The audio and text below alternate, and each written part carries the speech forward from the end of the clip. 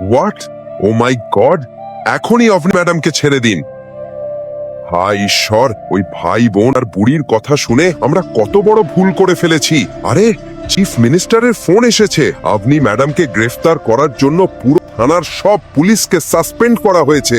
অভনি madam, আমাদের ক্ষমা করুন প্লিজ। চিফ মিনিস্টার স্যারকে বলুন আমাদের চাকরি বাঁচাতে, না হলে আমাদের পরিবার না খেতে পেয়ে মারা যাবে। ম্যাডাম, প্লিজ আমাদের মাফ করে দিন। ইন্সপেক্টর স্যার, আমি কিভাবে বলবো?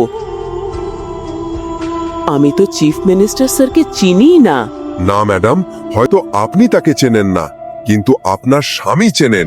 স্বয়ং চিফ মিনিস্টার বলেছে আজ তিনি যা হয়েছেন শুধুমাত্র আপনার স্বামীর জন্যই হয়েছেন। ম্যাডাম, আমি খুব বড় ভুল করেছি, আমাকে ক্ষমা করুন। আমি আপনার পা ধরছি, আমাদের ক্ষমা করুন ম্যাডাম, ক্ষমা করুন। এসব চলার মধ্যেই নীল আর গৌতম থানায় পৌঁছালো। দাদিও তাদের সাথে ছিল। এসব কি হচ্ছে? এই ইন্সপেক্টর, আমি চোর জামাইকে ধরে নিয়ে এসেছি, দেখো।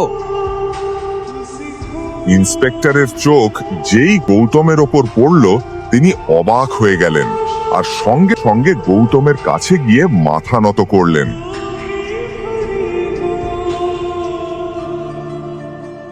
ও লিটল মাস্টার!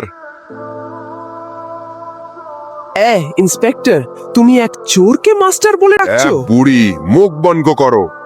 আমি এক সময় চিফ মিনিস্টার স্যারের সিকিউরিটিতে পোস্টেড ছিলাম, তাই ওনাকে চিনি। তারপর ইন্সপেক্টর যা বললেন গৌতম সম্পর্কে, তা শুনে উপস্থিত সবাই স্তব্ধ হয়ে গেল।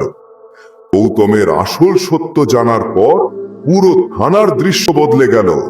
হে ভগবান, তাহলে সে এত বছর আমাদের বাড়িতে চাকরের মতো জীবন কেন কাটিয়েছে? কি গৌতমের আসল পরিচয়? এখন কি হবে? আগারওয়াল পরিবার কি গৌতমের সত্য জানতে পেরেছে? অভনির দাদু কি এই সত্য জানতেন? আপনি কি জানেন কেন তিনি এই বিয়ের ব্যবস্থা করেছিলেন? আপনারা যারা অতি দ্রুত নাটকের ভিডিও দিয়ে পেজ বা আপনাদের আইডিটাকে অনেক বড় করতে চান, আপনারা আমার ইনবক্সে যোগাযোগ করতে পারেন।